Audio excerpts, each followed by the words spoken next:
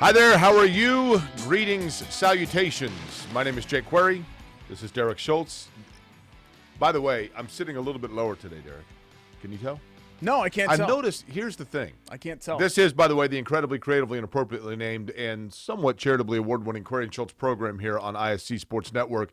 It is show number 35 for Roger Brown. The Roger Brown Show. It is the Raja 35. I was just in Dayton yesterday, which is Roger Brown made his way to the Pacers via Dayton. That's random. I know it is random, isn't it? Well, I drove through Dayton. I didn't stop and hang around. I was in Columbus yesterday and then Dayton. Weird. So I inspired you then.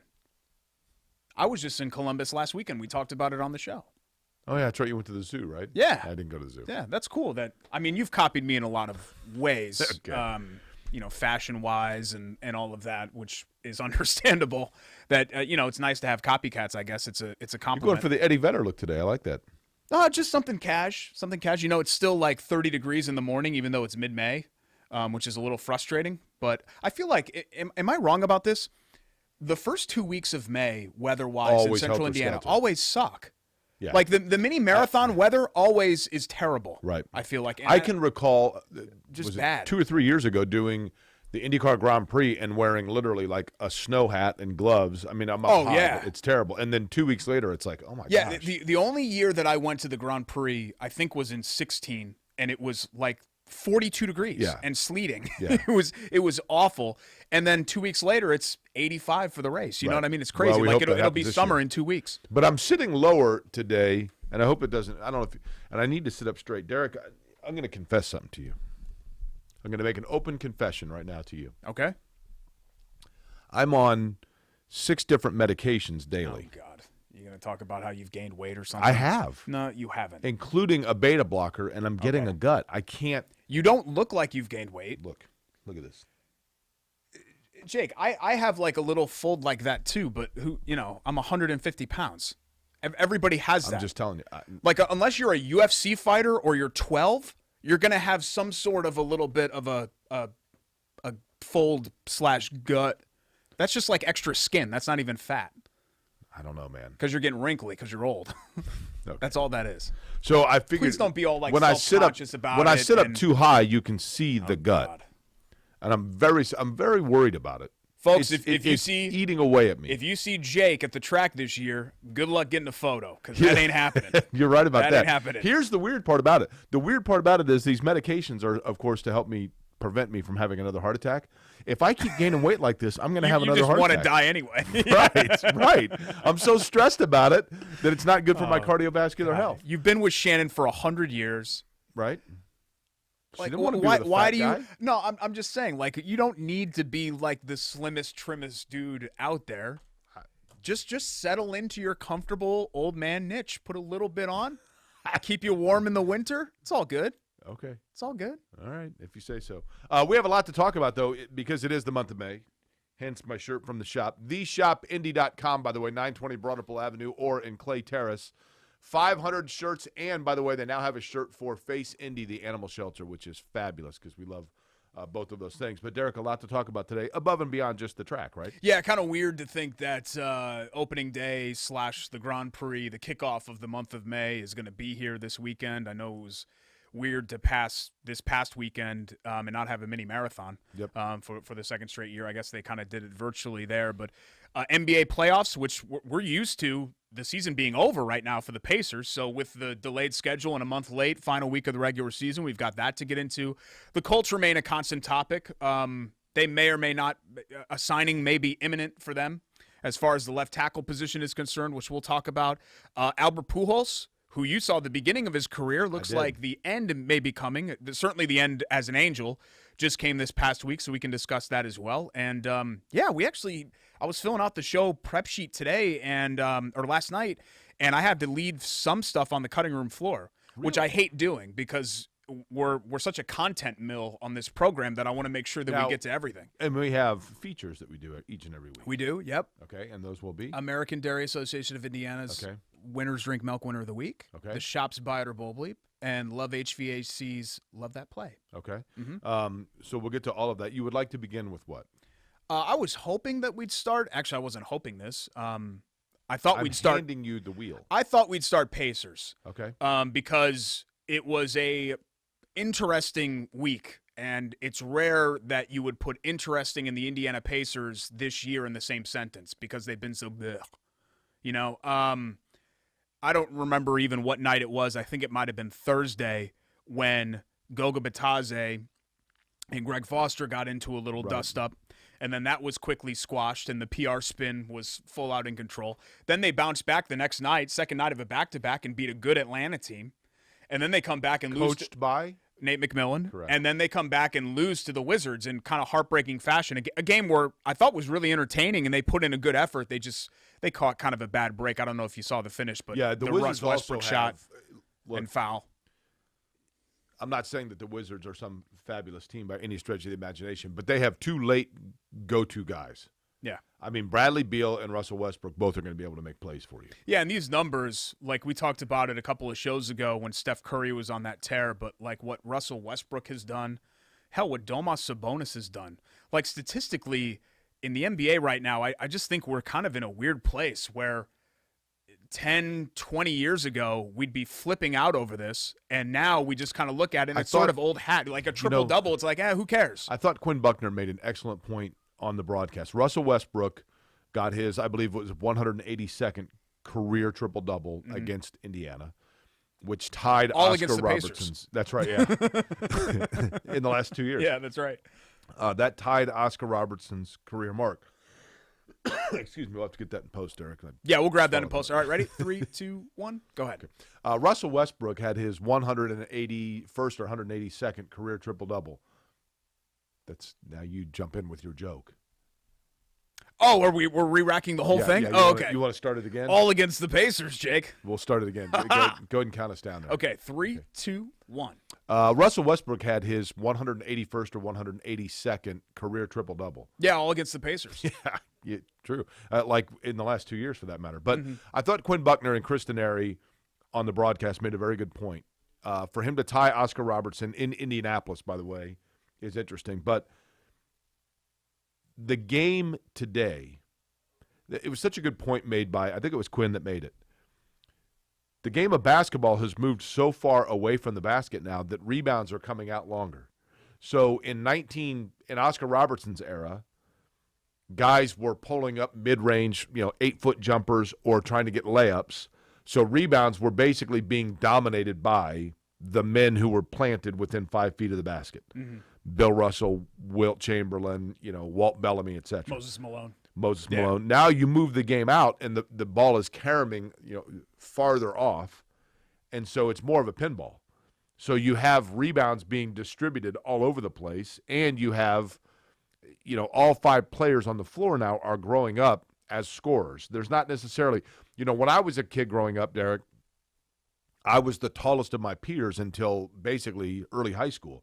So every game, Dave Dunn was my basketball coach for the better part of my early years, and he taught me how to play on the low post and how to be a low post player, and that was it. And then I got to high school, and it's like, wait a minute, like all of a sudden now I'm 6'4", everybody else I'm playing with guys that were 6'8", 6'9", and I'd never played like a ball handling position. Now guys are growing up, and from no matter what size they are at an early age, they're learning how to score the basketball and shoot from anywhere on the floor. Yeah. And it just changes the statistics. Yeah, I hadn't really thought about it like that. I think also just the offensive explosion that we've seen too, where and is that because guys are hurt? Like all of a sudden the last 2 weeks in the NBA, games are 148 to 140. It's wait, what? Well, I think part of it is not even individually, but just teams are shooting threes at obviously a huge rate compared to even Reggie Miller's era. I mean, if you go back and you look at Reggie Miller's 3-point attempts per game, they would pale in comparison to Steph Curry. Or even, Steph Curry to Ray Allen. And Ray Allen wasn't that long ago. You know what I mean? That's how much it's changed even in just the last 7 or 8 years. The one thing that I've also noticed, and this happens probably every year, but because we are getting to the point now where, we're at the end of the season, and I know you have this 9-10 playoff round thing, but so many teams now, we are at the point in the season where if you're out of playoff contention, or for that matter, if you are a lock in playoff contention, and one of your starters in the last 2 weeks has any nagging injury at all, That's it. Yeah. Go grab Netflix and watch TV for a couple weeks because you ain't stepping on a basketball floor. So you have guys now on the floor that you're like, who are these guys? Yeah, unfortunately for the Pacers, they really haven't had the choice to do that because it certainly looks like, and they play a game tonight. We're taping this right now on Monday. They play a game tonight, so I want to make sure it's not too dated. But barring a catastrophe, they're not going to fall out of the playoffs. Right, but they have a 3-game lead. But injury-wise, it would be great to get some time to rest some guys up and, Right. and all of that because it's been kind of a grind here. Really all season, but certainly the last couple of weeks with what they've faced from an injury standpoint. But they're 10th right now in the East, which means for those people unfamiliar with the play-in round, because this is a new thing, and I'm not sure how many people really know. Hey, so what's the play-in? I know that they're calling it that. 7 plays 8, and the winner becomes the 7 seed. And then when the 8 team loses, or whoever loses the 7-8 game, plays the winner of the 9-10 game. Gotcha. So the and loser, it's a game or a series, the 9-10 deal? No, these are all one game. Okay. And then the 9-10 loser falls all the way out. Now, here's a weird question. Yeah. Does the 9-10 loser go into the lottery? I believe so, yes. So only the 16 teams. So the traditional, obviously, is 8 teams from the West, Right, 8 right. teams from the West, everybody else in the lottery. I believe the same can be said, but your odds when you're, that low are very, very slim. But it's happened.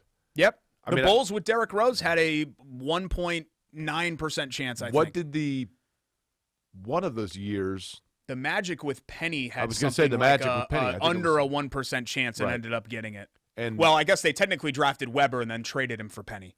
And then there was also the Duncan year. Remember, David Robinson had gotten hurt in San Antonio. Maybe that's what it was. It was, the Spurs were not necessarily like the worst team in the Yeah. league. David Robinson had gotten hurt, and they shut him down, and they just I'd have to look. I think the Spurs were like maybe the 5th or 6th best odds that year and ended up getting it, which we've seen. We've seen teams, Right. I think Cleveland one of those years got a number 1 pick like that. the Knicks. I don't know if a lot of people realize this. The Knicks were 38 games over 500, but they had a frozen envelope in '85, and so they ended up with Patrick. You know what? Ewing. The Knicks are putting together quite the season here. They just beat the Clippers on Sunday. First time in 10-plus years. Knicks- They look good. Hey, let me tell you something. The Knicks guard, right? Yeah, no, I mean, and honestly. Thibodeau's team's guard. That's Right. always been his deal. And he had a great Jake, NBA coaches get chewed up and spit out so much. And guys that are good coaches get fired all the time. Frank Vogel was a good coach, right? He got let go or not continued here. Thibodeau took Minnesota to the playoffs, the only time they've been to the playoffs in 15-plus years, and had a amazing 5-year run in Chicago. The problem is that his 5-year run in Chicago coincided with the Heat's big 3. Right. So what are you going to do?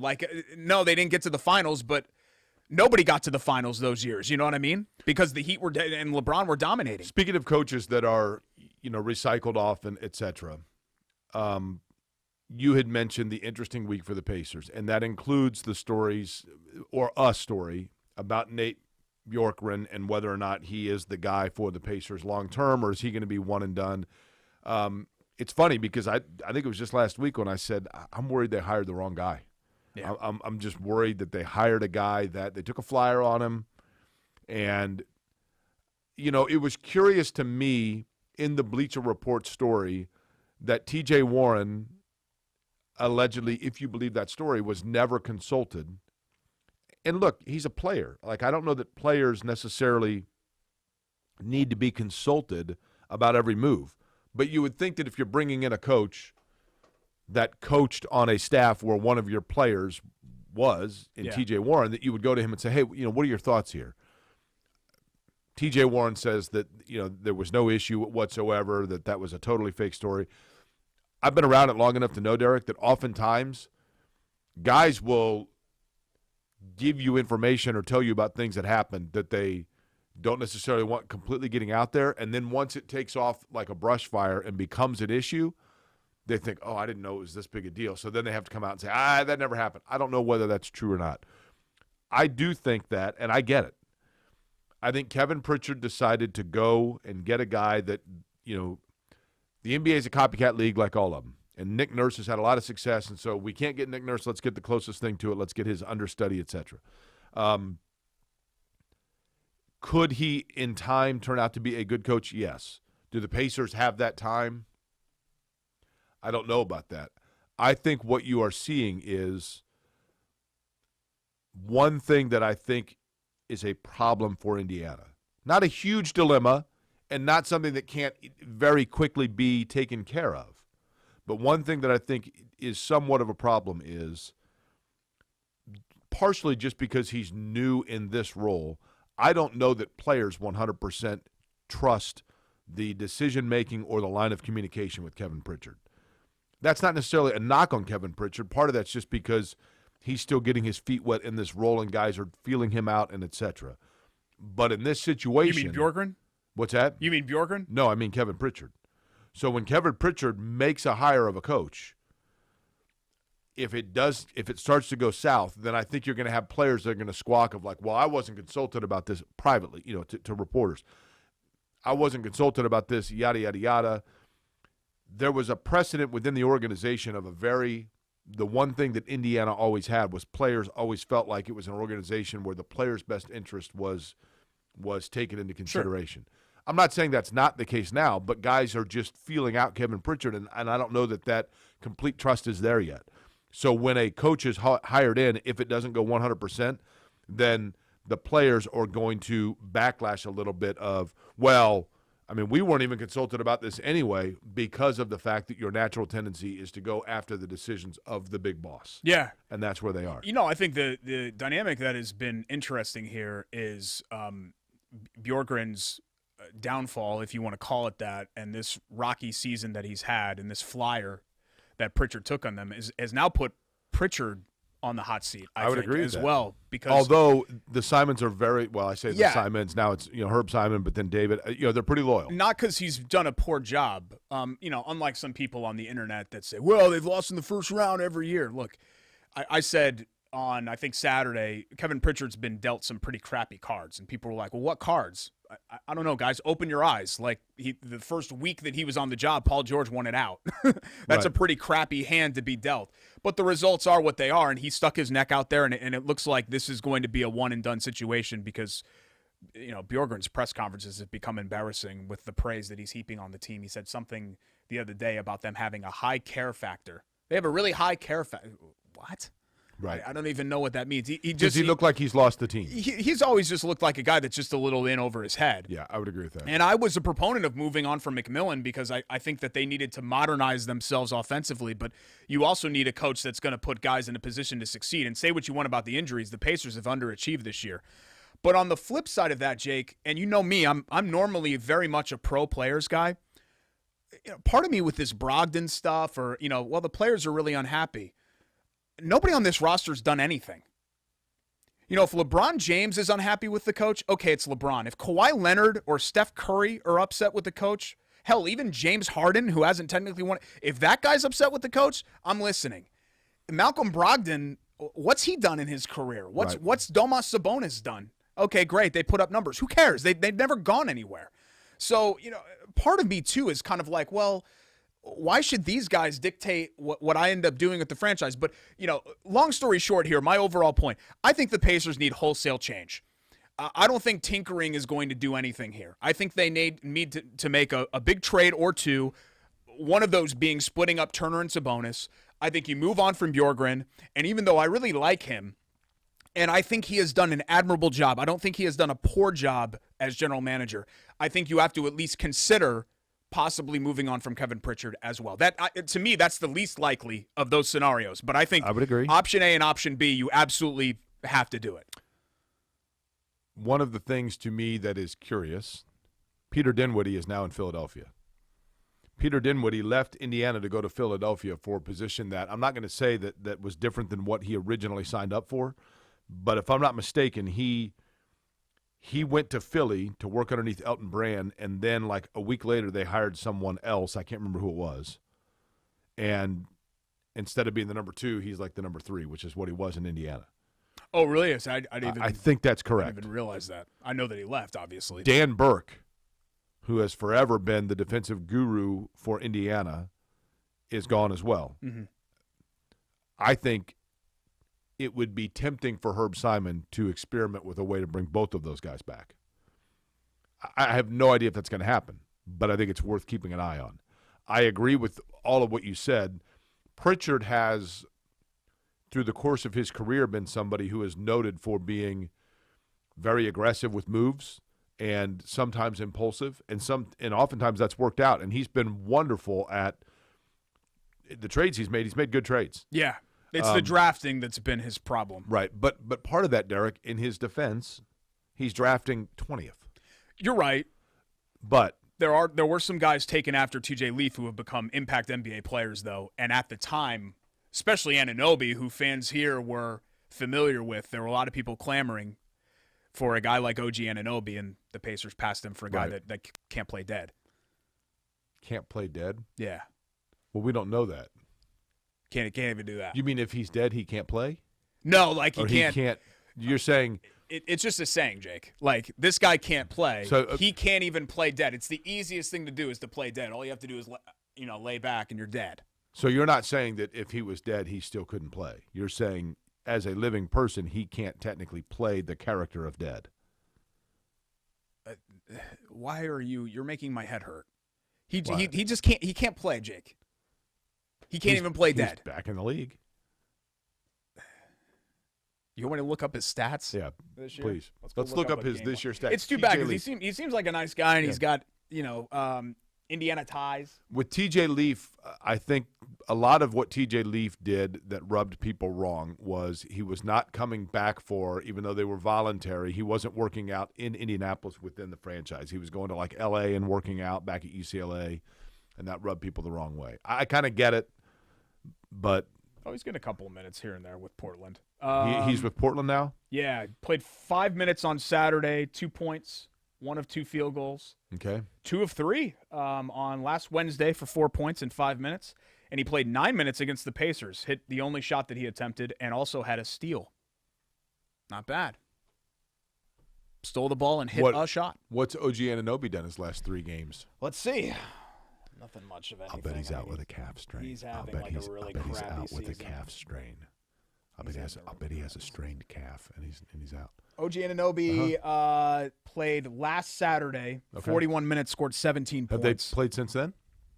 Yeah. Yep. Does he really have a calf strain? Are you following the day-to-day of the Toronto Raptors? Why don't you check OG Anunoby and see? Before that, 25 points, 21, 20, 27, 25, and 22 points. Those were his previous 2 weeks. Why is he out? Let's see. OG Anunoby injury. Okay. Raptors OG Anunoby injury recovery out again Saturday. For what? I can't see. 6 days ago. Toronto wants to be ultra cautious with OG Anunoby's left calf injury. What do you follow the? Did you watch the NBA today all week or something and figure out that he had? How'd you know that he had a calf injury?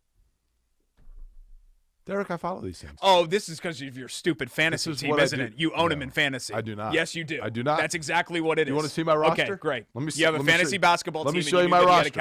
Let me show you my roster. Congratulations. Nope. I do not have a fantasy basketball team. Okay. I'm going to show you my roster. Okay. That's why you know, though. No, it's not. Yes, it is. I'm going to show you my roster. By the way, because this year, for people that don't know, this season is the most NBA knowledge that Jake has had since 1993. What does it say right there? What's it say right there? Road to the championship. Road to the championship. Yeah, you're baby. Playing OG Anunoby on the other not. side. Yep. Click on it. Click on my roster. People are thrilled with. Nobody cares about your fantasy league team. I realize. Okay, let's see. My team. Yeah, roster. Kyrie Irving. No, that's wait. No, hold on. Malcolm Brogdon. Yep. Oh, you've got Bojan. Other Bojan, not Pacer Bojan, but the other Bojan. Oh, but you have Bogdan. I can't even read this. Oh, you have Domas? I do. How many Pacers do you have on your team? Just those and two. You're winning? I'm undefeated. I'm 17-0. Yeah, you've got LeBron too. Yeah. This other team's pretty stacked though. Lonzo. I know. He's got Anthony Davis. Not Lonzo. LaMelo. He's got both. He's got both. AD. But do you see OG Anunoby on there? Devin Booker. Do you see OG Anunoby? No. Okay, fine. Okay. But that's the reason why you knew. No. That. Yeah, you check your team. Check your basketball. Andrew Wiggins, Kyle Anderson, LeBron James, Thaddeus Young, that Huerter guy. Yep. We've gone way over okay. on our first segment here when we come back. By the way, this kid here, Rashawn Holmes, that I have on my fantasy team, did you know? Here's a fun fact about him. You ready? Okay, yeah, fire away. I don't really care, but grew up in Illinois. Great. Pacers season ticket holder as a kid. would drive over from Illinois with his dad to go to Pacer games. Did they post that in your fantasy basketball league? Is They that did why not. you knew that? On the message board? All knowing. Hey, did you know this guy's from Indiana? Yeah, So is this guy. Those are the kind of things that are really important in fantasy basketball. We'll talk about the Colts left tackle situation. And Are we cutting some of this stuff out? possibly, yeah, we're going to get a couple of those things in post. Possibly an imminent signing at left tackle. Also, Indy 500 and month of May stuff to get to as well, plus our features. Stick around, jam-packed on this edition of Query and Schultz, ISC Sports Network.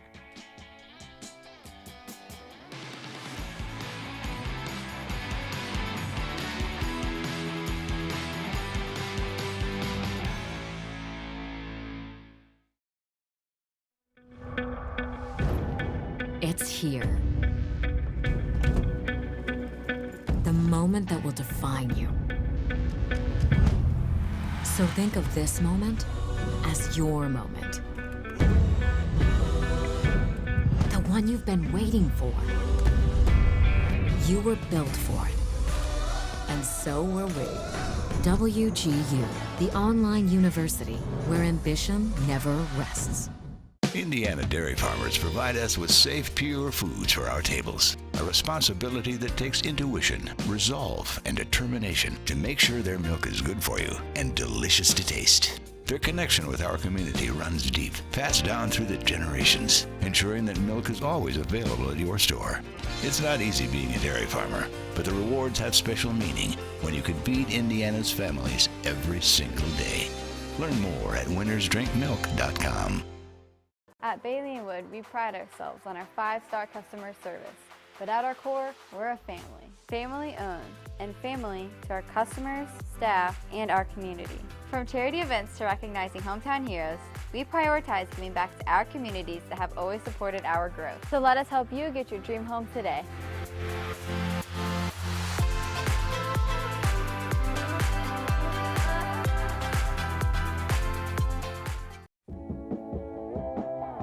Welcome back. It's Corey and Schultz rolling right along on this. Well, today it's Monday.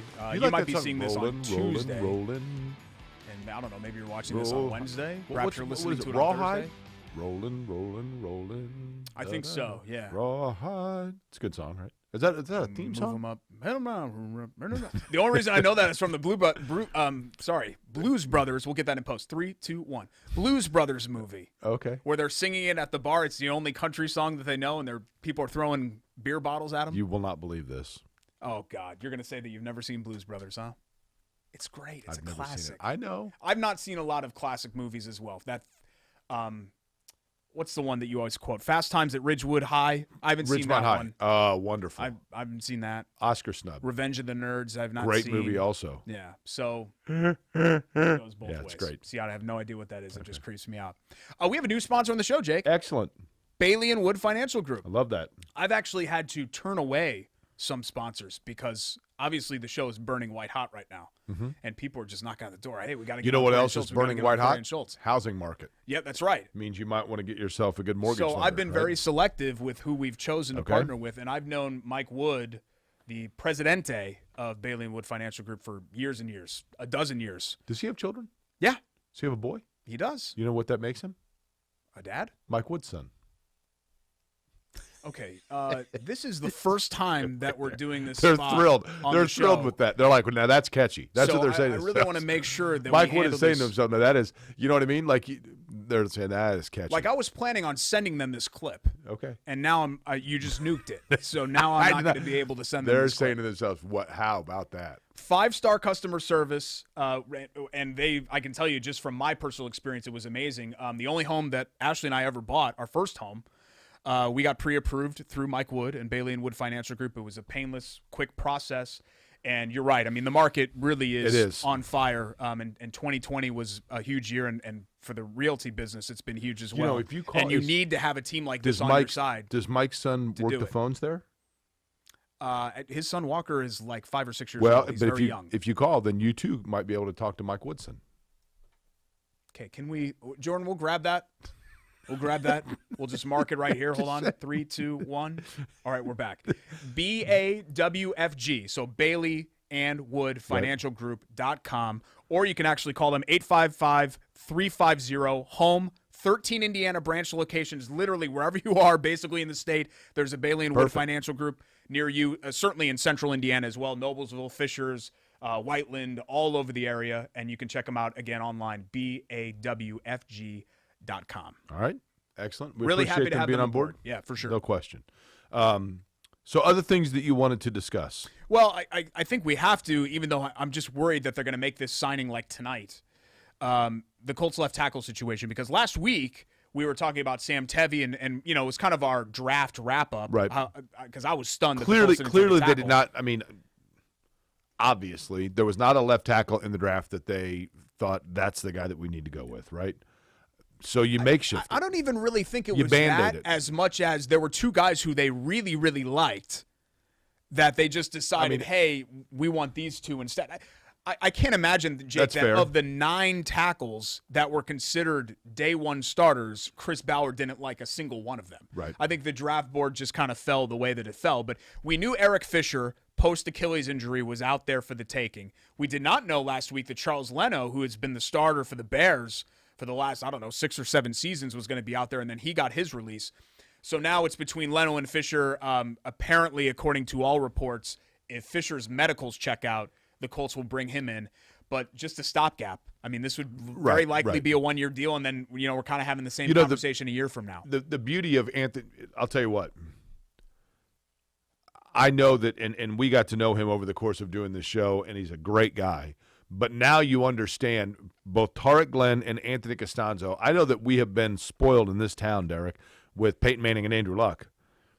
But what a luxury to have Tarek Glenn and then into Anthony Costanzo and just have that position taken care of, and you don't have to worry about it for 7 years. You had a 3-year, now you realize. You had a 3-year gap that was a total disaster between those two, because Tarek retired right after the Super Bowl win, right? Correct. And then you had Tony Hugo? Yeah, I guess you're right. Hugo was a work in progress. I'm trying to think. They drafted Mike Pollock, I but forgot think about he was Hugo. a guard. Pollock, Was Jeff Linkenbach a left tackle for a while? That may be right. I'm going to But go you back basically, and look.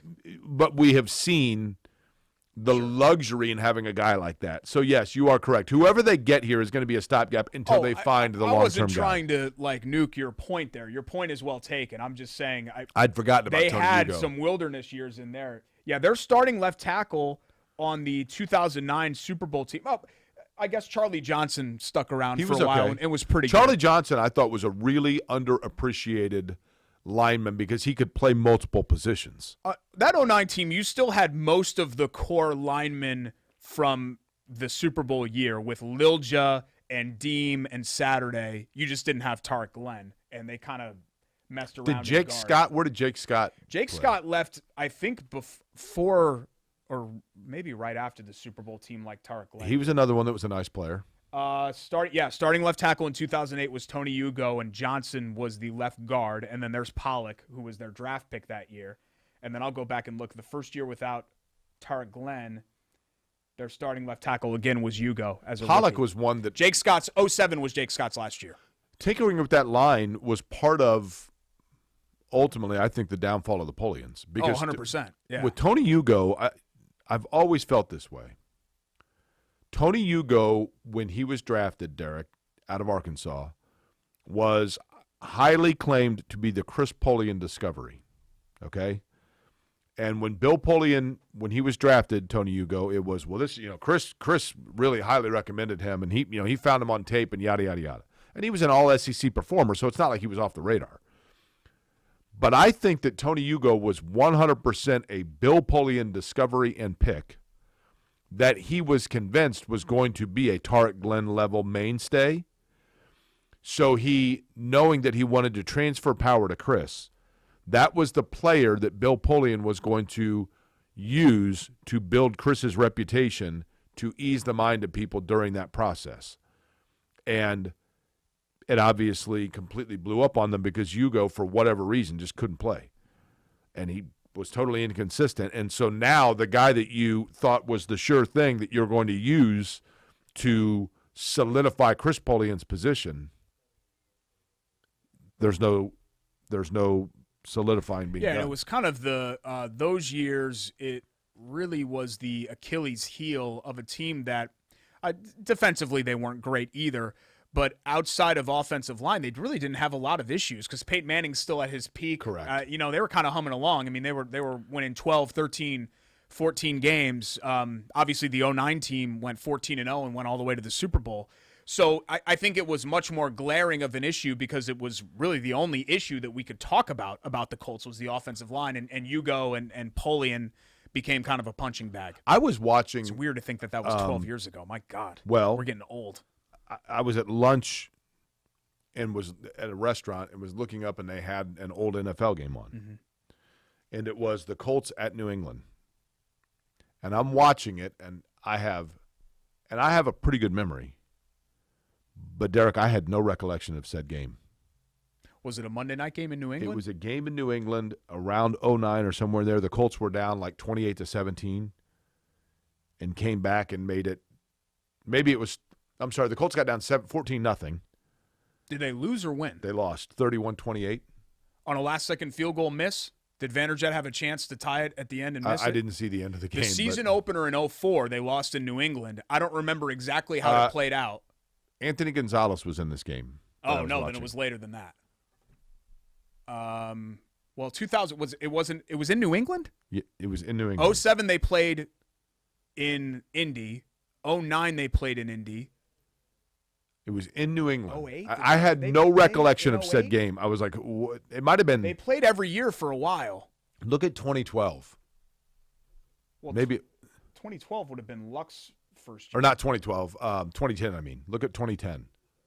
Okay, 2008. Is Rake in there? Rake They played New England at home. That was the Matt Castle team. So they played him at home in 07, 08, and 09. Okay. So it would have had to have been 2010. It was definitely in New England, I'm telling you. They were down 14-0 or 17-0. Yes, and 31-28. Yeah, what year was it? It was in 2010. I have no recollection of this game. How is that possible? I don't remember that either. I know. I mean, I'm watching it, Derek. And I remember all these other games clustered around it because they lost to the Eagles in Philly with remember that Mike Vick year? That was 2010 where he was, I think, runner-up for MVP. They lost to the Eagles. I remember that game. And then the next game, Jake, they lost to the Chargers where Lamey had a hot mic and said Manning threw 4 picks. They got to get him out of here or whatever he said. Right. Had a hot mic during the commercial break. It's time to get Curtis Painter That's in there what it and was. see what he can do. That's what it was. The Colts were 6-6. People have figured him out. Which in 2010, being 6-6 was a crisis. Correct. Like people were flipping out. They won the final 4 games of the season, and they should have won the playoff game against the Jets, which ultimately ended up being Peyton Manning's last game under center as a Colt, and ended up losing the wild card round. So they were 10-6. They won the division, but that was a very topsy-turvy year for them. So for left tackle in the 2021 season, we went way down the rabbit hole here, didn't we? Do you have a preference on what they do with the left tackle? Yeah, I do not. Just get a veteran, somebody that even coming off an injury, I would have to assume that Eric Fisher, Charles Leno apparently didn't have a great year. Eric Fisher was the number 1 player selected in the draft, was he not? It was him and that Luke Jokel, I think, were 1-2 that one year. It was kind of a light year for elite level draft picks, and he's been fine. He's made a couple of Pro Bowls. He's had an okay career. You know, he's kind of had the Alex Smith sort of career, I guess, of a left tackle. But yeah, I would be if the medicals check out, I'm fine with Eric Fisher. My issue is, Jake, is that you don't solve the problem. This is just it's a temporary bandit. Yeah, it's what do I always use? The donut tire. He's more than a donut tire, but still, what are you staring at? Greg is trying to signal me for some reason. Does he know we're doing a show here? No, he is, but he's trying to tell me something that's really important on the show that I need to. 1-year contract, the guy on your screen. Oh, so they did just sign it. Yes. See, we had talked about how we were worried that this was going to be time sensitive. Okay, so it's done. Okay. So the Fisher deal is done. He's your left tackle.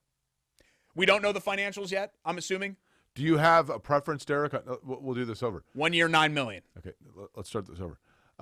Derek, do you have a preference on who it's going to be at left tackle, or do you think maybe the Colts have actually shored this up? Well, a source that I really trust has told me that Eric Fisher is going to be signed and that it's imminent right now. Oh, wait, I'm getting something on my phone here. I would guess, let me look, that it's a 1 year, they'd give him like $9 million. Yeah.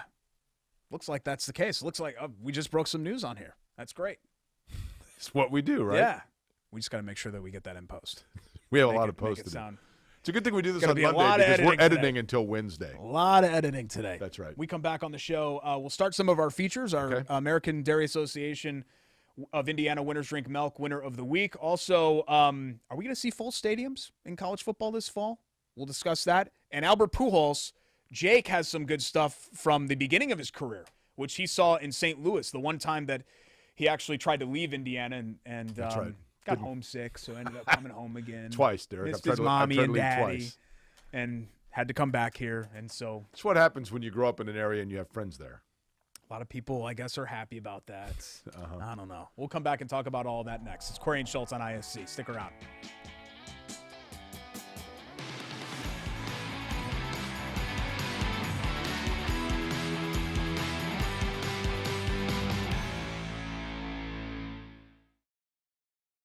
Indiana Dairy Farm, long workdays stretch into more labor after sunset. A newborn calf needs watching, barn needs cleaning, tractor needs some handiwork for tomorrow's tasks. Just like in your own home, the day's chores are never done until the family beds down for the night.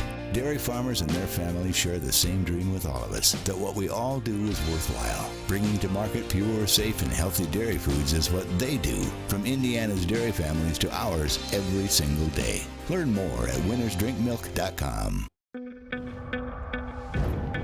It's here. The moment that will define you. So think of this moment as your moment. The one you've been waiting for. You were built for it. And so were we. WGU, the online university where ambition never rests. Welcome back to Query and Schultz here on the ISC Sports Network. Welcome to Indianapolis to Eric Fisher, the new left tackle for 1 year at Just least broke the for news. the Indianapolis Colts. This is why you come to this show. Derek, people are going to be watching this later in the week. They can watch this in a number of different places, right? Oh, yeah. Well, ISC Sports Network, obviously, number one. But we have a show archive on YouTube if you want to check that out, youtube.com/Corey and Schultz. And the podcast, Spreaker, Stitcher, iHeart, iTunes, Google Podcasts, Spotify, Omni FM, the one that Emmis uses for your podcasts, which people are emailing me about. Hey, I couldn't hear the audio from Jake's radio show. I'm like, dude, you're emailing Derek at queryandschultz.com. Like, I have no control over that at all, my man. I think people think that, like, you're on the air and I'm like your producer, like behind the scenes. I can understand. Which I would obviously wholly reject if I was ever offered such a thing. Okay. I would never be like your number two. I would be 1A, 1B, 1A, I mean, 1B. Okay. I would be that, but that's about as far as I'm willing to well, one of the to go chief down. responsibilities that you have, Derek, in your capacity as serving as the subservient is knowing the milk facts when it comes time for me. It's in the contract that when I drink my milk from the American Dairy Association of Indiana, and by the way, Derek, reminder to you, later today we do have a conference call with ADA of Indiana to prepare ourselves for, once again, emceeing the fastest rookie luncheon, which I am thrilled for. God, that's like 2 weeks away. Isn't that crazy? It is. It's wild. So we love the American Dairy Association of Indiana because we love milk and we love the tradition. In the month of May, of course, it is milk time, right? And there's been a push lately to make sure that the driver simply returns to drinking the milk and not dumping the milk. There have been a lot of people upset about that. But the milk facts, Derek, when I am sipping my chocolate milk right here, what exactly am I sipping? It's good that you asked. It's the one job you My have. folder's on the floor and I can't reach it. The one job you have is to have the milk facts. And I sat there and tap danced. Sorry, I hit the mic. Literally, I was just tap dancing. I'm Gene Kelly singing in the Jordan rain. had me on screen and I thought it was right here, but this is the Chateau and Bailey and Wood stuff. Here we go. All right. Let's see. God, you could tell that Jake has had his fingers all over this, and there's like all kinds of drawings on the side There's of this. blood on there. Sometimes Jake Do you signs see the his two things at name. the top? Because I'm on the blood thinners now. That's blood. That's disgusting. Well, it's blood. This brown stain here Yeah, is that's blood. I had a nick on my finger. I don't want to touch this. Derek, I'm on the thinners. That's disgusting. Let me you tell you knew something. that there was blood on this, and you just put it back in the folder? Well, I'm just telling you, like, if I get a hangnail, Old Faithful. Just okay. do you so realize that- do you realize what you could get on let's eBay for just- that? Okay. We'll get, Seriously. That's another thing that we'll get in post. There's going to be a lot of editing. 3, 2, 1. Okay. So the chocolate milk, Jake, that you have right there, low-fat chocolate milk, as much calcium as 10 cups of raw spinach, 10. as much potassium as a banana, and as much vitamin A as 2 boiled eggs. That's a lot of recovery nutrition in just 8 ounces. You've got more than 8 ounces Wonderful. there. Winnersdrinkmilk.com to find your own milk facts. Wonderful. And this is a big month for American Dairy Association Indiana. We're It is. really excited, not only for the luncheon, but just to be partners of theirs in any month, but especially in the month of May. Great tradition, and it bears repeating, even though most of you know it, that the drinking of the milk began with Louis Meyer, who drank buttermilk, and after winning the Indianapolis 500, he had told friends ahead of time, you know what, like, it's so hot in that car. If I win the race, can you have an ice-cold glass or bottle of buttermilk for me? And so he was seen in the newspaper. I believe it was Indianapolis Times, but in the newspaper the next day, Meyer wins the great race. There he is drinking his milk. So the American Dairy Association sees that and says, we got to get on board with that. Boom, a tradition is born. Derek, my winner of the week, as we do each and every week from the American Dairy Association of Indiana. I am a Reds fan. It is disingenuous to say that I sit and watch every game like our buddy Andy from Cincinnati, but Unlike your basketball fantasy team. OG Anunoby has a strained calf, and I don't have him. But Wade Miley throws a no-hitter. Tucker Barnhart of course, Brownsburg catches the no-hitter, and Greg Rakestraw had a great stat pointing out that the opposing pitcher also from the state of Indiana, but anytime that somebody can throw a no-no, I love no-hitters in baseball. It's one of my favorite things, like when it's the 7th or 8th inning and you know a guy's got a no-hitter, you're like, oh, I got to turn over. I actually saw Greg Rakestraw's tweet that was like, you might want to get to Bally Sports Indiana right now and check it out, and I turned over in time to see the final out. But anytime there's a no-no, I say yes, yes. Wade Miley, my winner of the week. Yeah, it's pretty cool. We're averaging about one no-hitter a week now. So It is pretty remarkable. You can tune in, and chances are if you've got a ticket to a Major League Baseball game, you've probably got like a 1 in 8 chance of seeing a no-hitter that night, because that's just kind of where we are with strikeout rates and the pitcher dominance. It's of the many problems that Major League Baseball has, it's an issue that they're going to have to. You know, not that no-nos aren't historic and great for Wade Miley. Like, I'm thrilled for him and everybody else that's had a no-no this year, but it's going to be an issue for them moving forward. Tom Thibodeau, who we actually mentioned on the show, he's my winner of the week. I think the front runner for NBA Coach of the Year, and it's a loaded field because Monty Williams has done a great job with Phoenix. Quinn Snyder in Utah has done a really nice job as well. There are a lot of guys that have done a nice coaching job. Nate McMillan has done a really great coaching job in Atlanta. But the Knicks won their biggest game of the year on Sunday, beating a loaded Clippers team. They're in line for the 4 seed and home court advantage, something that they've had once in the last 20 years. They've won a playoff series in the last 20 years. So this is already, at worst, their second best season of the 21st century. And Thibodeau is a big reason why. You know, this isn't necessarily a great roster. Julius Randle's having this huge breakout season, and he's going to be, it's an all-NBA season, but this isn't necessarily like a loaded roster, but it's a good sum of their parts roster, and RJ Barrett's continued growth, and you know, they've kind of just cobbled it. Derrick Rose has been a big spark for them off the bench. They've kind of just cobbled it together and made it work. Yeah. No, and look, NBA basketball and spring and summer basketball is more exciting when the Garden is buzzing. There's no doubt about it. I know that that's almost blasphemous to say in Indiana. And this is what I always say, and take it with a grain of salt maybe, because I grew up with I loved all the New York teams. Well, not all of them, but the Knicks, Giants, and Yankees were my teams. And the Knicks by far were my number one. But unlike the other two, there's not another team. Brooklyn doesn't count because they're in their infancy in Brooklyn. I'm talking about like an established nobody cared about the Nets until 4 years ago.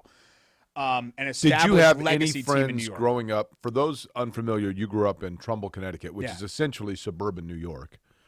Did you have any friends that were Nets fans? Because did you get Nets games? Yes, on something called Sports Channel, which also had the Mets. Okay. They had the Mets and the Nets. And then MSG had the Yankees, and WPIX had the Yankees as well. And then, of course, the Knicks, Madison Square Garden Network is what that was. But normally the split was, for people that ask, and there is some cross streams here, it's normally Giants, Yankees, Jets, Mets. That's normally the two fan bases. I don't know why that is, but Jets fans are usually Mets fans, and Yankees fans are usually Giants fans. I think of the Knicks, the Giants, and the Rangers and the Yankees as the Manhattan teams. Yeah, that's fair. And then the Jets, the Islanders, the, I guess, Nets, and the Mets as the blue-collar other borough teams. That's fair. I mean, you'll find Yankee fans anywhere, you'll find Knicks fans all over in all of them. But Long Island seemed to be more of a Jets hotbed too. Queens obviously more of a Mets hotbed because in Flushing. I don't know. Are the it's Mets kind of a weird still dynamic. in Flushing? I don't know if it is still technically there. It's right next to LaGuardia, just like the old park. So Okay. I'm not sure where the district line is, but it's Citi Field is right near where Shea Did they was. tear down Shea Stadium? Yeah. I liked Shea Stadium. Ugh. Loved it. I know, but you grew up in that era where those were the stadiums that of your youth, so you're nostalgic about those. But I think for most people, the 70s, 80s cookie cutter, all-purpose stadiums were kind of an eyesore. Speaking of those eyesore stadiums, that included Busch Stadium in St. Louis, which is where, Derek, I was in covering baseball when Albert Pujols first came in, right? And we now know that Albert Pujols – let me begin with this with Albert Pujols. Pujols, when he signed that deal with the Angels, and Josh Hamilton had a similar deal, at the time I think it was a 10-year contract. Why do teams do this? It never pans out where they get the entirety of the contract from a year's or money standpoint. They got 6 good years out of it. That's pretty good. Yeah, but all I mean, things considered. So when Pujols came up, the 2000 Cardinals, the Cardinals won the NL Central in the year 2000. They went to the playoffs and lost actually in 6 games in the NLCS to the Mets. They defeated Atlanta in the NLDS, and then in the NLCS they lost to the Mets. And their third baseman was Fernando Tatis. And they traded Tatis in the offseason for Dustin Hermanson and Steve Klein of the Expos. And at the time it was, I can't believe, because Tatis was a good player. Yeah. He wasn't his son. Slugger. But he was a good player, yeah. Mm-hmm. And at the time it was, I can't believe that they are, who's going to play third?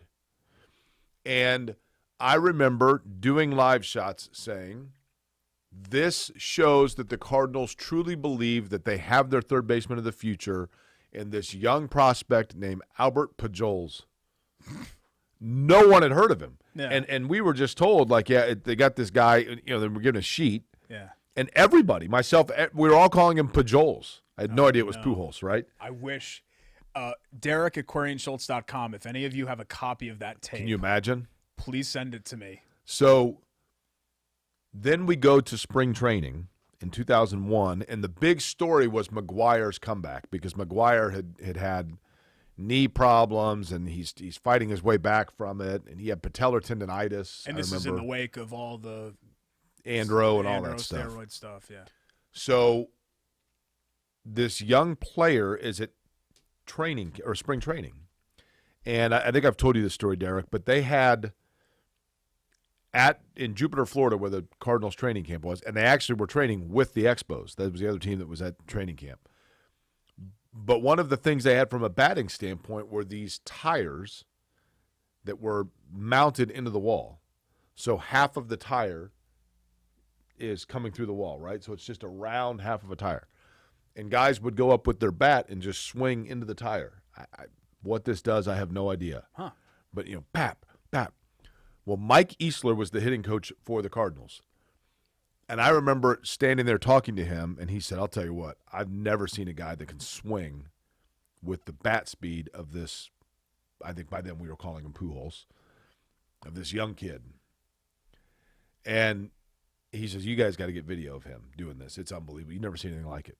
Well, and I can't remember, in all honesty, open disclaimer, I don't remember if I witnessed this or if it was the everybody saw it and I wasn't there, but everybody was talking about it. But he eventually, not on the first swing, but as Pujols was taking this batting practice, he eventually swung his bat through the rubber, and it split the tire and went through it. And I mean, Mike Easler, I remember saying, I've never seen anything like this. Well, it was very clear he was a phenom. And so we wanted to do a story.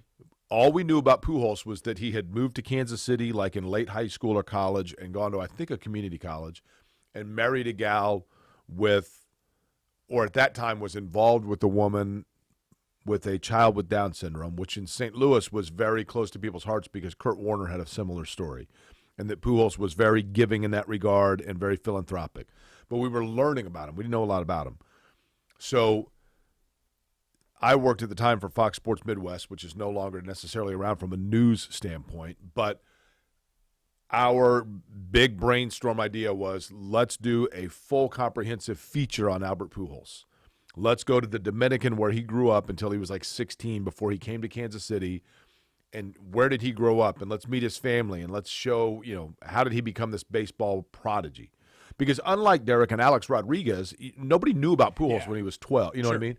So we put in requests through the Cardinals PR and to Pujols itself, whatever, and constantly declined. No, he doesn't want to do it. No, he doesn't want to do it. No, he doesn't want to do it.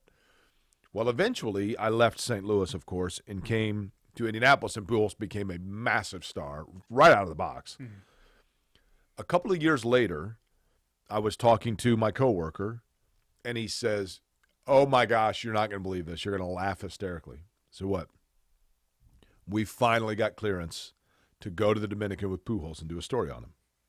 I said, really? That's cool. Like, it only took 5 years or whatever it was. So your old coworker who was still at Correct, the channel. who was still there. Gotcha. And I said, well, that's great. It only took 5 years or whatever. And he said, well, here's what's interesting. There's a caveat, a request from Pujols. I said, okay. And he said, we are not allowed to ask anyone on camera in the Dominican how old he is, or we're not allowed to see his birth certificate.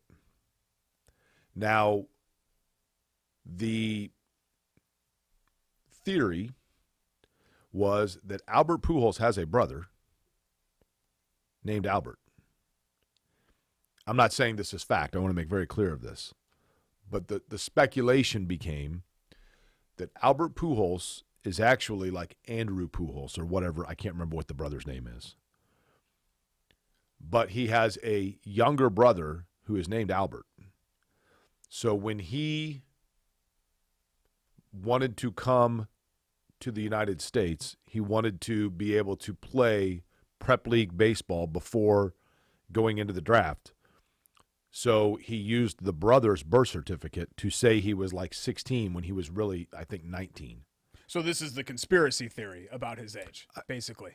Kind of a conspiracy theory, yeah. Okay.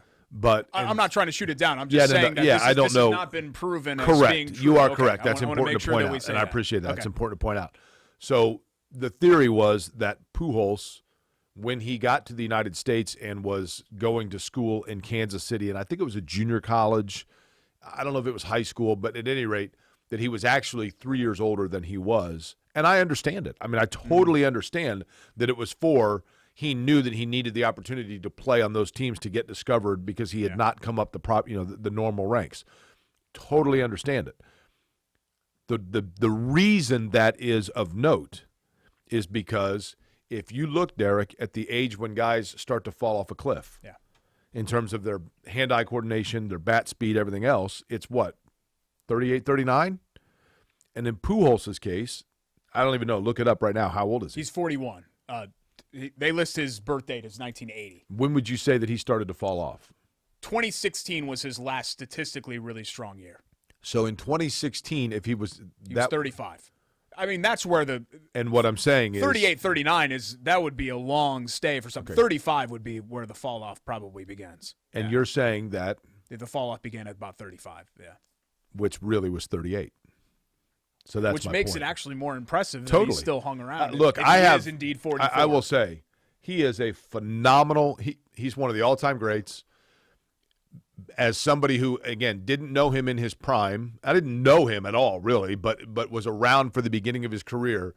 No indication that he has ever been anything other than a complete gentleman, and both on and off the field in all areas. I've never heard a bad thing about him. Yeah. And it totally makes sense. But I do think that what you're seeing is the retirement of a 43 or 44-year-old baseball player. If he does indeed retire. Right. Maybe he's got how many till 700? A handful. 40-something, I think. Yeah. 33? Probably not going to get there. But it's crazy, Jake. I mean, 600-plus homers, so he's fifth all-time in homers. 3,200, over 3,200 hits. 14th all-time. He's fewer than 100 away from the top 10. Over 2,000 RBI, he's third all-time. He won MVP 3 times and finished runner-up 4 other times. So seven times in his career, he finished 1 or 2 in MVP. Legitimately, he's one of the 10 greatest players to ever play. You could certainly make that argument if you want to. I mean, his numbers stack up with Willie Mays. what I find interesting, and we've talked about this a lot, and we certainly did in the past radio show, Albert Pujols was the first mega superstar in baseball when super mega transcendent stars stopped happening in baseball. Right. Because Ken Griffey Jr. really was the last one that became like a marketable star. Like Albert Pujols' relevance really never crossed past baseball. What year did he go to Anaheim? 2011. It was a 10-year deal, and this is the last year of the 10-year deal. So did he spend literally half in St. Louis, half in the with the Angels? Because his rookie year with the Cardinals would have been 2000 or Right. 01, right? 01, yeah. Okay, yeah. So which team will he most be linked?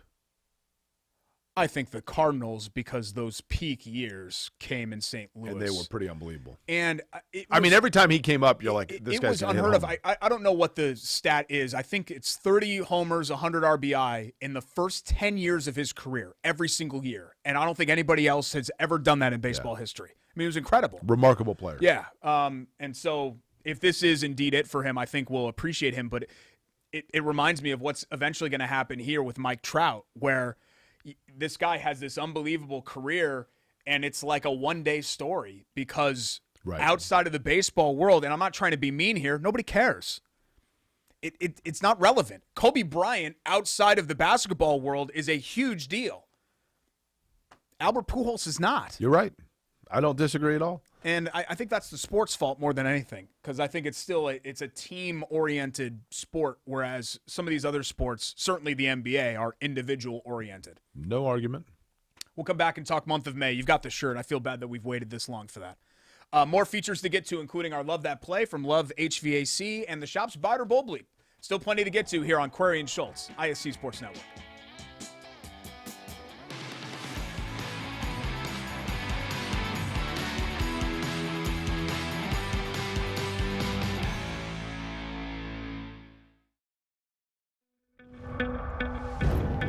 It's here. The moment that will define you. So think of this moment as your moment. The one you've been waiting for. You were built for it. And so were we. WGU, the online university where ambition never rests. Indiana dairy farmers provide us with safe, pure foods for our tables. A responsibility that takes intuition, resolve, and determination to make sure their milk is good for you and delicious to taste. Their connection with our community runs deep, passed down through the generations, ensuring that milk is always available at your store. It's not easy being a dairy farmer, but the rewards have special meaning when you can feed Indiana's families every single day. Learn more at winnersdrinkmilk.com. At Bailey & Wood, we pride ourselves on our 5-star customer service. But at our core, we're a family. Family owned, and family to our customers, staff, and our community. From charity events to recognizing hometown heroes, we prioritize giving back to our communities that have always supported our growth. So let us help you get your dream home today.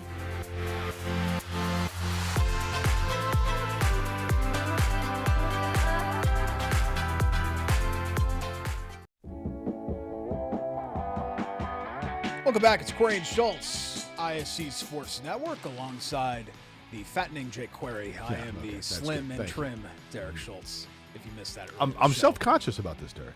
I even said on the show, what was it? It wasn't that long ago, 2 or 3 shows ago, I was like, have you lost weight? Like, I thought you looked good. I've lost it everywhere but right here. I don't notice any difference at all. I'm going to tell you something that I don't want anybody to know. Okay. Oh, so this is like San Antonio all over again. Yeah, except for you're not just two best you're friends not hitting talking. me in the head with an ironing board while I'm trying to sleep. Jake told me, I want you to tell me something you've never told anybody before. And then we went back and forth. We laughed. We cried. We hugged at the end of that trip. We did not. It was amazing. I'm wearing a girdle.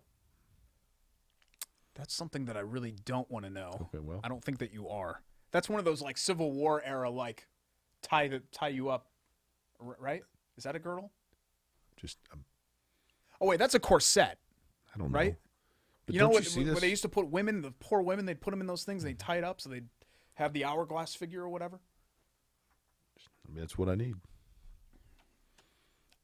Let's make a promise. Okay. Outside of this episode, we never speak of this again. What's that? Let's get that on. I want to get that on the record right now. Your weight gain, your mythical weight gain or whatever. You're not even gaining it's not- weight, but we're not No, going I to am. talk about it. I am. It's the beta blockers. I don't want to talk about it. Okay. So let's not talk about it again Okay. on the show.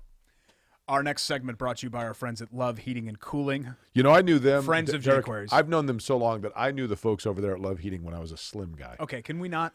I- Love-HVAC.com, 353-2141. Been in business for over 100 years, and there is a reason for that. Great customer service. I have a Love HVAC system in my house. Chris, John, and the rest of the crew over there will take care of you. And especially with, it's eventually going to be summer. I know it's still 30 degrees in the morning, but if you haven't gotten your AC serviced yet or you need a tune-up, give them a call, 353-2141. Nip that in the bud right now. Look, the bottom line is the customer service is fat. The price tag is not. That's the great thing. Now, speaking of fat, Derek, have I told you? I'm gaining weight. Can I go? Do you need me? I guess you guys need me for the shop's buy or bolt. Like, I just want to. I'm gonna get in the car and just drive off. Why? And just not come back. I told you I didn't want to talk about this anymore. 10 years it's taken to finally hear that news. 10 years it's taken. By the way, I've known the good guys at Love Heating and Air for quadruple that, 40 years, folks. I would not steer you wrong. As Derek had mentioned, great customer service. They've been around for over 100 years. The reason for that is because quality of product, knowledge of product, commitment to customer service, and doing it the right way. Love-HVAC.com. Derek, our Love That Play is? Actually, I kind of stole your winner's drink milk one of the week because instead of one play, I just chose Wade Miley's no hitter. It's worthy of 2 awards. I really like it when it's somebody like Miley who, don't get me wrong, has not been a bad pitcher. He's the definition of a middle road pitcher. The Reds are his 7th team. You know what his career record is? Not that win-loss record for pitchers necessarily matters, but How many years has he been in the league? like 10. I think 2011 was when he came up. I'm going to say he's 131 and 112. Not that many starts, but 110 and 92. you're in the right ballpark.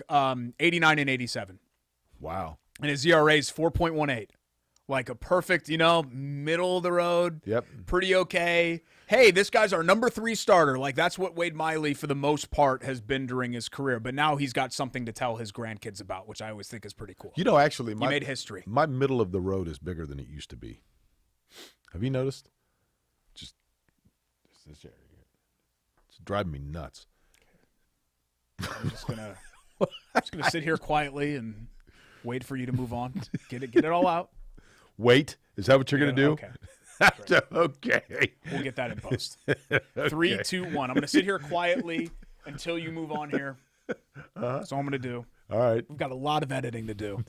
We do. A couple things more that I want to talk about. Obviously, you've got Biter Bull Bleeps to get to, but just with the month of May opening and the Grand Prix and kind of where we're at this IndyCar season, because this is I think, a fascinating start. You've had 4 races, 4 different winners. And what's really struck me about that is, of course, Scott Dixon won one of them because he's Scott freaking Dixon. He never goes 4 races without a win. The young guns, that we've been not even really waiting on, because I think the secret's been out about Colton Herta for a while.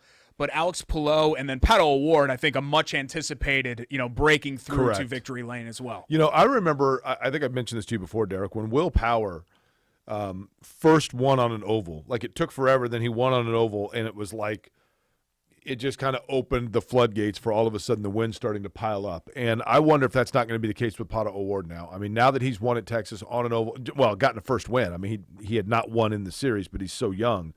But he knocked on the door, and a couple of weird strategy calls hurt him, like at Gateway. And now that Pato O'Ward has broken through, I wonder what that means in terms of him basically being a title contender from here on, and how long the series holds on to him. If he doesn't go with McLaren and try to do Formula One, not this year, but ultimately down the road. Marcus Ericsson is another one that comes from Formula One and has a vast background on that, and has really become a nice, steady Eddie top 10 driver. And you got to feel like he's going to also put himself in position there. Felix Rosenqvist, I think, has a ton of talent, but has just had hiccups that if he can get rid of those, is going to be, he's a teammate of Pato O'Ward, so he's going to be running well. There are a lot of interesting storylines heading into the month of May, but you have the Grand Prix and then, of course, the Indy 500, which we'll talk a lot more about, like, say, next week. But I do have a driver that I keep going back to that I have this weird feeling. Oh, God. Weird I know feeling. exactly who it is. That this could be a good year. I'm not saying he's going to win it. Oh, good year? Oh, I thought you meant just win the Indy 500. I have a feeling there is a driver I'm thinking of. So much goes into it. But if this driver is going to get one, it's going to be this year. Who do you think I'm thinking of? I know exactly what you're thinking Who? of because you've picked this driver, and you were almost right the first year. You've picked him 15 years in a row to win this race, and he's never won this race. But he should have won probably the first year, Marco Andretti. No. That's not who I'm That going to was say. the running joke on the I show do forever. say I did for a couple years there. I thought How has Marco? I haven't even paid attention. well, he's not. He's only running Indy. So oh, yeah. Oh, okay. Yeah, See, he's God. not running See, in the that's how series. much I've been paying attention. based on the way he has tested and based on where his team is and how he ran a year ago, kind of quietly, or 7 months ago, whatever. I think it's going to be a good month for Graham Rahal. He is. I'll have to look up the results. He's finished on the podium, what, 3 times? Has he had 3 third-place finishes? Yeah, he's been very yes. So he's he's very good. You know, I don't think it's outlandish to say that And he's run well. He here. was really strong at Texas. I mean, different track, I realize, but like late in the race, it was like, man, he is like. I mean, he just put it all together. Was I'm he telling you. runner-up one year in the 500? He finished third. I know he's finished third. I feel like at least twice. I don't think he's been runner-up. You have to look it up. Okay, I want to look up his career results because he's probably got a bunch of top 10s in there too. He led his first race in 2011. I remember that because it was on the 25-year mark of when his father won the race, and he led in 2011. Okay, for the first time. He's finished third twice. Yeah. Finished 5th once. So he's been on the podium twice, but outside of that, I've seen has been in the mix Derek, in a lot of these races. I've seen Rahal hungry. I've was never first down seen in him hungry 2014. like this. Yeah. I've seen him hungry, but never hungry like this. Well, it's kind of weird to think that, and just again how we're getting old. You know, I mean, we were talking about you covering the beginning of Albert Pujols' 20-year career, for God's sake, but. You know, Graham Rahal is like a 32-year-old man now. I know. He's a father, yeah. He was like this young phenom. I don't feel like that was that long ago, but Right. he's a full-grown, like, old guy, which is You're wild. going out for practice, right? Yeah, can't wait. By the way, Can't can wait. I offer a plug here, a cross-promotion plug? Am I allowed to do that? Yeah, we didn't sign that payola plugola thing like we had with iHeart. Just got word literally moments ago. All of the practice sessions for the Indianapolis 500, anytime there are cars on track, can be heard on XM Sirius Radio and IndyCar.com, IndyCarRadio.com. You're not doing all of those, though, Yeah. right? Oh, really? Mm-hmm. So that's a change from past years, isn't it? Correct. We always do every practice session for the radio network for every event but the 500. And now, confirmed, we will be carrying the radio live for all the practice That would have sessions. nuked our Firestone Garage show, wouldn't it have? It would have just been me solo in there. I'm anchoring 12 to 3. Oh, okay. Well, you'd be running then, over to the garage, Mark which you were and doing Nick anyway. Myself and Ryan Marine 12 to 3, Mark and Nick 3 to 6. On Peacock or whatever? Or No, I mean, on I know you said Sirius XM, but is it? It's radio only. Okay. Yeah. I didn't know if anybody else was. Peacock is also doing coverage. Gotcha. With So- like Kevin and their group. Right. So the Okay. television group is also doing coverage with video. We will be doing with audio. Gotcha. Sorry, I didn't mean to be like, hey, watch on TV No, instead no. of listening to Jay. No, I get it. I mean, if you're in your car or whatever else, you know what I mean? If you're not listening to this podcast, then there you I go. mean, if you're talking about your weight, then people are gonna want to watch the TV version anyway. You know, I don't know if you know, but the car's doing, what, 220, Mm-hmm. 225 to, average. I don't want to hit that. I'm not there yet.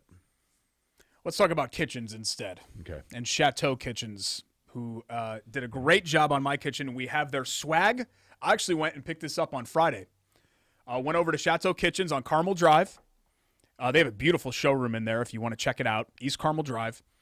And you could see some of, obviously what they offer renovation-wise and some of the before and after pictures, which is always fun. You could also check them out on Instagram at Chateau Kitchens if you want to see that on there, the before and after stuff. But Steven came right out front. Who doesn't love the work they do, right? And it was just kind of cool to shoot the breeze and catch up with him. I didn't actually see him in person in a minute. And he said that the folks over at not only Steven, but the folks over at Chateau, his team, are such big fans of the show that they put it on the screen at work. And everybody watches it. Really? And sometimes they applaud. They just stand up out of their chairs and You know what? standing ovation. You know what people – here's the thing. If people are going to go to Bailey and Woods, right? Bailey and Wood, yeah. Bailey and Wood. I know it's Indiana, so we had an S on everything. That's right. But You go to Bailey and Wood for your home mortgage, right? And you get yourself a great rate, and they get you your pre-approval for a new home. If the thing that is making you hesitant about that is you don't necessarily like the kitchen or something on the interior of the home, no worries, right? Because that's where we get things taken care Well, of. it's actually pretty much exactly what happened to us. I know. Because we refied.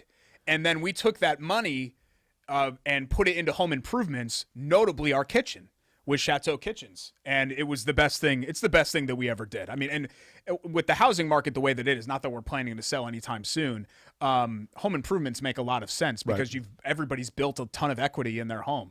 But Steven and his team do a wonderful job. ChateauKitchens.com. They are the I premier. think it's Chateau. That's what I said. You said Chateau.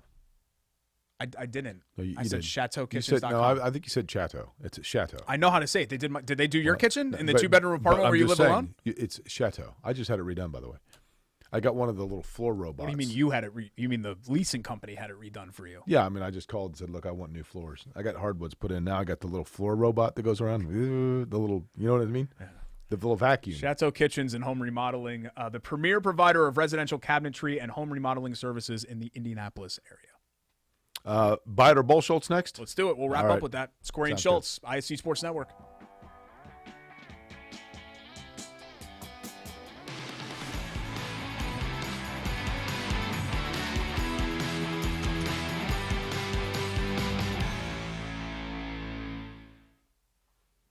At an Indiana dairy farm, long workdays stretch into more labor after sunset. A newborn calf needs watching. Barn needs cleaning. Tractor needs some handiwork for tomorrow's tasks. Just like in your own home, the day's chores are never done until the family beds down for the night.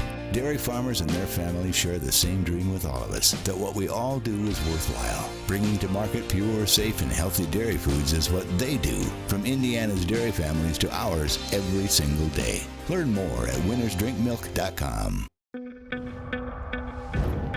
It's here. The moment that will define you. So think of this moment as your moment. The one you've been waiting for. You were built for it. And so were we.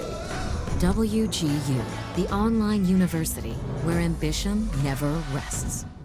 Your life is on the go. Now your viewing habits can be on the go.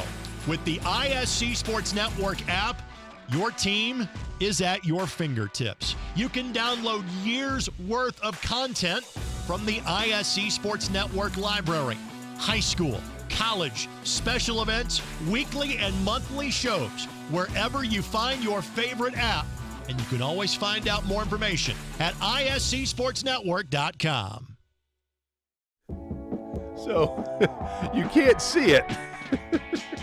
What happens during the commercial breaks? But Derek got angry. You got angry. You've seen me angry. You I wanted did not to get angry. fight. No, I did. You've seen me want to fight, and Yeah, I know. me, It was I after a didn't. couple of Manhattans, some guy in a hotel. You don't want to cross that line. You got angry there. I didn't get angry. Okay. You had a trivia question for Greg, which can't possibly be true. It is And mind-blowing. If it is true, somebody told you it, and you passed it off as your own, which is something that Jake is known to do. So Mario Andretti is, I believe, it is third all-time in the laps led list in the Indianapolis 500, in the history of the Indianapolis 500. Nobody has led more laps in the Indy 500 than? Michael Andretti? Great guess. He's the most of any non-winner. Al Unser Sr. is Oh, the actually, all-time I laps didn't know leader. that. That would be a great Scott guess. Dixon has the ability to Scott Dixon last year last race went from 9th to, I think, 4th. Oh, wow. At any rate, 535, I believe, is the number for Mario Andretti, the total laps led in the course of his Indianapolis 500 career. But none of them, not a single one, were in the 70s. Which is He wild went because an entire decade without leading he, a lap. he won the race in 69 and technically won it for a little bit in 81. Correct. So all those years, well, I don't know what happened in the 80 race, but all those years in between did not lead a lap. It's amazing. Yeah. An entire decade. I mean, arguably, certainly the Mount Rushmore of drivers in that facility, and he went an entire decade without. Bertrand leading Baguette led laps in that race. I mean, come on. I know. I feel bad because he actually was a pretty decent driver, right? It's just his last name was Bread. So that's kind of where I was. Baguette? Yeah. He ran a heck of a race that year from Belgium. He was leading late, right, too, wasn't it? Yeah, he was leading late in 2011, partially because of just the fuel strategy of everybody was having to come in, and it was just kind of his turn. And I'll tell you, one caution left, he might have gotten it. Yeah, that was a weird race with Hildebrand should have won, and of course the late great Dan Weldon ended up taking it. But that was a strange. You know race. you want to know an unpopular opinion? There's a lot of talk about, of course, the 0-2 finish with Castroneves, right, and to the yellow and everything else. I've always said J.R. Hildebrand, when he hit the wall, he was still moving. The caution comes out. The positions freeze upon the caution. Shouldn't Hildebrand have won the race? You have to talk to somebody in race. The caution, he hits the wall. They didn't throw the caution until, and I kind of get it. I think Brian Barnhart, the car was up outside of the groove, and so I get it. They organically wanted the race to finish with a racing finish. Yeah. But they throw that earlier. Hildebrand's in the lead, and he's still moving, and the field freezes positions.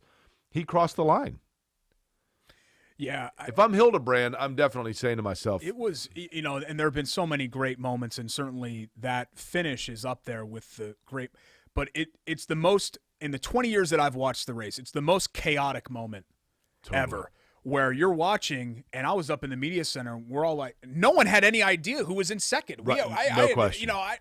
I was in such shock. I mean, it was a coronation, and there had been a long run of no American drivers winning the race. If you listen to the end, I've shared this with you before, but if you listen to the end of the 2016 race when Rossi won and was running out of fuel, I was blowing up the intercom.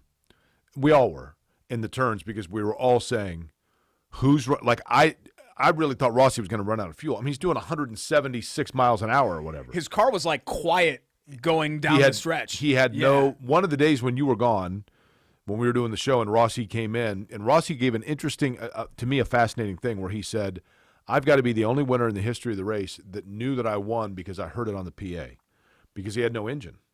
So he said it was so silent. Wow. And he said he pulled himself up to see the bricks, and he could see the bricks coming. And he said, he goes, I thought for sure they must have already blown past me.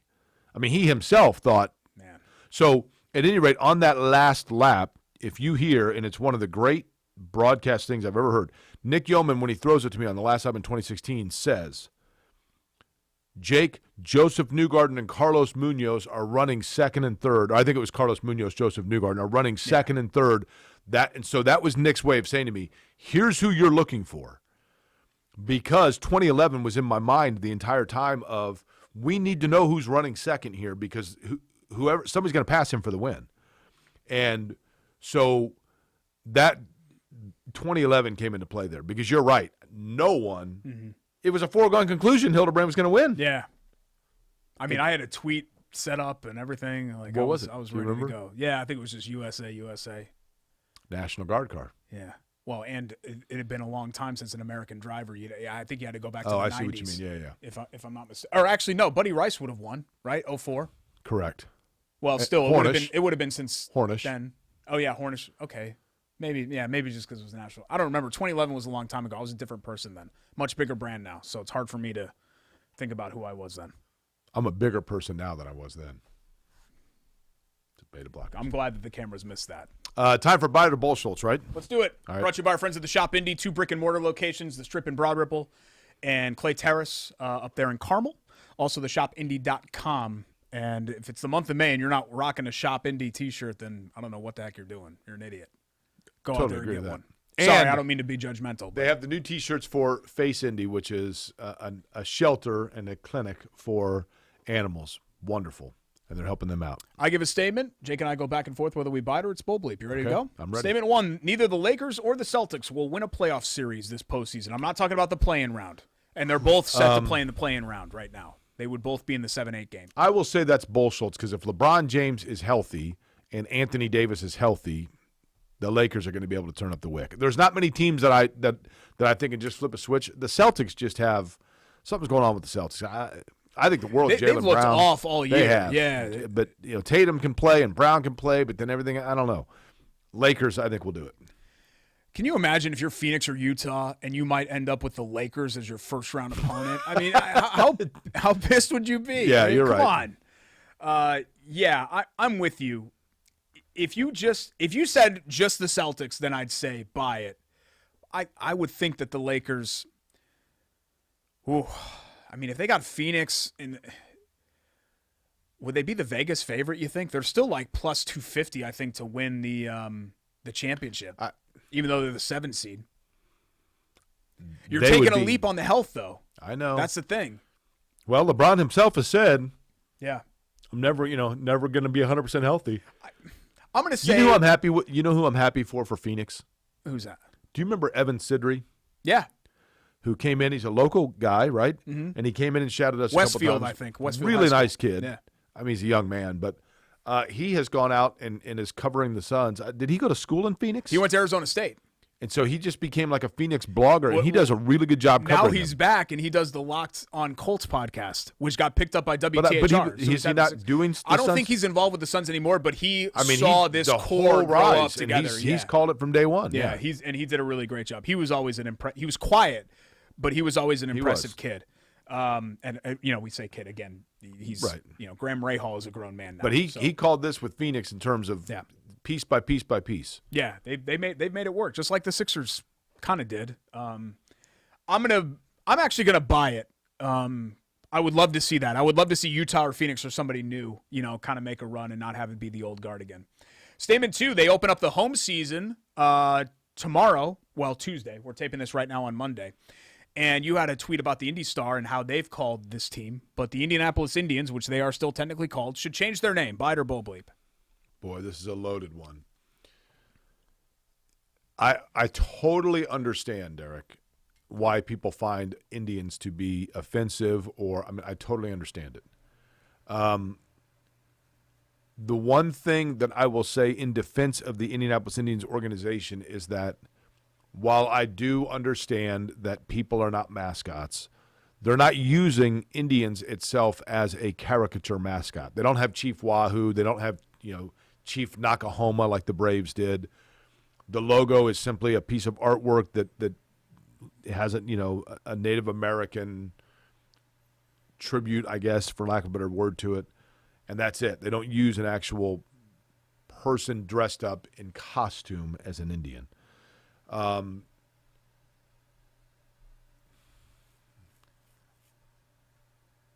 To me, the name simply means it is an acknowledgement of the people that are indigenous to this area. I would ask, and I believe that this is underway to my knowledge. If there's like a Native American council that is approached about it and they themselves request the change, then it's awfully difficult to stick with it. Yeah, it's hard for two white guys to say what we think Correct. should happen because the name doesn't affect us. But I do wonder, Jake, if maybe we should just make a blanket rule that a race of people or a type of people just can't be a sports team mascot anymore, and that means even Fighting Irish. You know what I mean? Because a lot of people say, "Well, what about Notre Dame?" Well, let's just get rid of that and everything, right? I mean, should really a group of people? Like, it would never be acceptable in any other way, but right? But the thing is, here's the thing, Derek. I don't disagree with what you said about Chief Wahoo and the caricatures. I don't think it comes from like an angry, hostile, racist Correct. place. But should we even name any team after a group of people like that? Because at the end of the day, it's a mascot. You know what I mean? No, I get it. It depends upon whether you're calling the team that as a pet name or as a historical acknowledgement. For example, like the Seminoles at Florida State. Well, like if England had a soccer club for in the World Cup, if their team became known as the Brits, people shouldn't be used as, well, no, it's used as a term to tell you who they are. I realize the players are perhaps not of Native American background, but maybe it's being used to acknowledge the heritage of the area. Yeah. I've seen people say that they could just appease everybody by changing it to Circle City Indians, INDYANS, and not have it be about Native Americans. Our friend Hans, who is just wonderful and a proud member of the Navajo tribe, I'll ask her again. I've asked her about, Redskins is pretty blatant. Oh, yeah. And there's Chief no Wahoo gray is area really there. blatant. Yeah. It's not because I'm from Indianapolis that I'm giving benefit of the doubt here. I don't.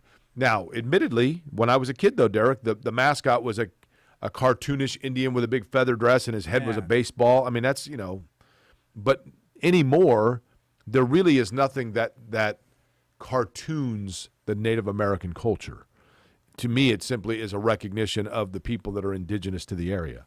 But if the lineage of that indigenous group would like it changed, then I think it needs to be highly considered. I'm going to buy it simply because I think this is a fait accompli. I think this happens for across the board at some point. People got that tweet that I sent, I had news people call and asked if I wanted to be interviewed about it. And I'm like, no, I just thought it was interesting that the Indianapolis Star is refusing to use the term Indians. Yeah. But I'm like, yeah, but what about the, you could make the discussion that they're called Indians because they are from Indianapolis. I hear you. So where do you draw the line? Yeah. Last one. This was cool to see, but if I was his agent, I would have been hyperventilating the entire time. DK Metcalf should absolutely not be running track and field events in his spare time as a full-time NFL player. Buy it or bull bleep. I love it as a fan, but if I'm the Seahawks, it's bull Schultz. He's staying in shape. Oh, if I'm his agent or I'm the team, God forbid you have some sort of a hamstring injury or something like that. Oh my God! Did you see what did you notice on draft night when the Colts sent the picture of their draft pick? The James Dean picture? What else? What else did you notice with a Kwity motorcycle? Paye? Yeah. The motorcycle. I'm surprised days are probably over. I'm surprised nothing was made of that. Kwity Paye sends out a picture of him after being drafted, and in the background is a crotch rocket. Yeah. I would imagine that's. And yes, getting back to DK, yeah, he finished 9th out of 9, but he hung in there until the very final 2 seconds of the race. And these are guys that only do this. They train to do this, and they're elite. Just the fact that he wasn't blown off the blocks, I think, shows the incredible athleticism. He looked like a Mack truck versus everybody else. The weight, too. He's got probably 20, 25 pounds on most of those runners. I was really impressed. And it was really entertaining, and it brought eyeballs to the sport. I just thought, I thought about his agent and just hyperventilating in the background because, that would. You were hyperventilating? No, if I was his agent. If I was like Ari Gold, I would have. You were absolutely not doing this. Okay.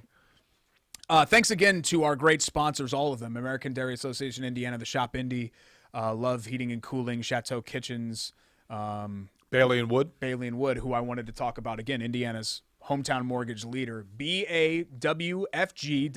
And you're saying to yourself, Schultz, that's hard to remember. Bailey and Wood Financial Group. Just take the first letters out of each of those. Bailey and Wood Financial Group. And you can check them out online. Or if it's easier to remember, 855-350-HOME. 13 Indiana branch locations. So you can walk into any of those and they can help you out with a refi, pre-approval, anything mortgage-wise. They do an unbelievable job. Mike Wood, I've known. He's been a friend for years and years and years. His daughter even is involved in the business now. It's family run, locally, all of that. That field, hometown lender, that's exactly what they are. Don't go with these national companies, these people that run 800 radio spots a day. Keep your money in Indiana, and they're going to do great work for you. Love it. Happy to have him on board. We appreciate him being on board. Yeah, absolutely. And I appreciate you being here as well, even though we're going to have to wheel you in, I guess, next time. Because I don't know if Jake can walk. Going to have to get the little scooters instead. I'm not even wearing a belt anymore, Derek. What are you even talking about? You look exactly the same as you always do. You're so weird. It's those beta blockers. You have this, beautiful girlfriend, common law wife, and I'm happy to be here. What are you worried about? You're alive. I'm happy to be here. Your heart crapped out. By You're the still way, here? Dr. Mottman, Yeah. my spotter for the 500. Nice. Yeah. Yeah. He told me I talked the entire time that I was in the hospital, so I said, well, you know what? How about you want to see me talk where I'm actually supposed to be doing It's going to be a something? great best friendship. I'm looking forward to having him part of this, me, Mac, part of the circle. Chris and John Love, like the Jake Query inner circle. It's quite the fraternity, isn't it? It's a pretty tight circle, you know what I mean? Not a lot of people have been in there, and I obviously I'm in there, and it's been great. All right. To be BFFs with DJ Query. Thanks to Jordan. Thanks to Jake. Thanks to Rake. Thanks to everybody here. A lot of post-editing to do here. And thanks to you for watching. We'll see you next week on ISC Sports Network and Query and Schultz. Bye.